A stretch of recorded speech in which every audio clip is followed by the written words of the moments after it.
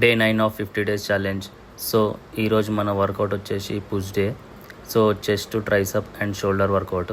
Cut చేస్తే morning అయితే మన ప్రోటీన్ షేక్ అయితే తాగేసినాం. దాని తర్వాత తీరిగ్గా కూర్చొని మంచిగా ఆలోచించినాం, అసలు ఇలా వర్కౌట్ ఏం చేద్దాం, ఎట్లా చేద్దాం అని చెప్పేసి దీర్ఘంగా ఆలోచించిన తర్వాత మన బండి తీసినాం. చాలా రోజులకైతే మన బుల్లెట్ బండి అయితే తీసి మనం జిమ్కి అయితే స్టార్ట్ అయిపోయినాం.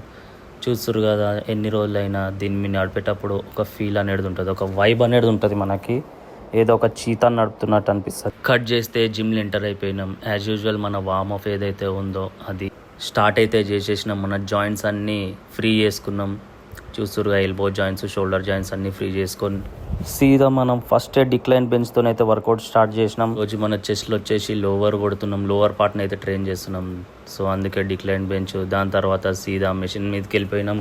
సో మెషిన్లో వచ్చేసి మనం హై టు లో అయితే కేబుల్ సెట్ చేసుకున్నాం. స్లో అండ్ స్టడీగా ఈ వర్కౌట్ చేసేటప్పుడు ఒక ఫీల్ అనేది వచ్చింది. చాలా రోజుల తర్వాత ఈ వేరియేషన్ మళ్ళీ అయితే కొడుతున్నా. ఈ మధ్య రెగ్యులర్గా మనము ఈ వేరియేషన్ని స్కిప్ చేసుకుంటా డిఫరెంట్ వెరైటీస్ ట్రై చేస్తున్నాం. మళ్ళీ బ్యాక్ టు నార్మల్ అని చెప్పేసి ఈ వేరియేషన్ అయితే ట్రై చేసిన.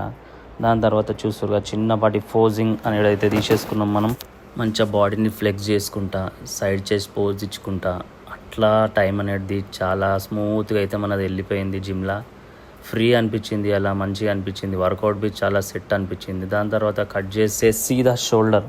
ఫస్ట్ టైం మనం షోల్డర్లో మెషిన్ లాటరల్ రైజెస్ అయితే కొట్టేసినాం. ఈ వర్కౌట్ అయితే మనం 3 సెట్స్ అయితే కొట్టినాం. 3 సెట్స్ మంచిగా స్లో అండ్ స్టడీగా కాన్సన్ట్రేషన్ అనేది మెయిన్గా మజిల్ మైండ్ కనెక్షన్ పెట్టి అయితే కొట్టినాం. మీరు వర్కౌట్ కట్ చేస్తే మన వర్కౌట్లో ఫైనల్ మజిల్ని అయితే ట్రైన్ చేస్తున్నాం, అదే మన ట్రైసప్ మజిల్.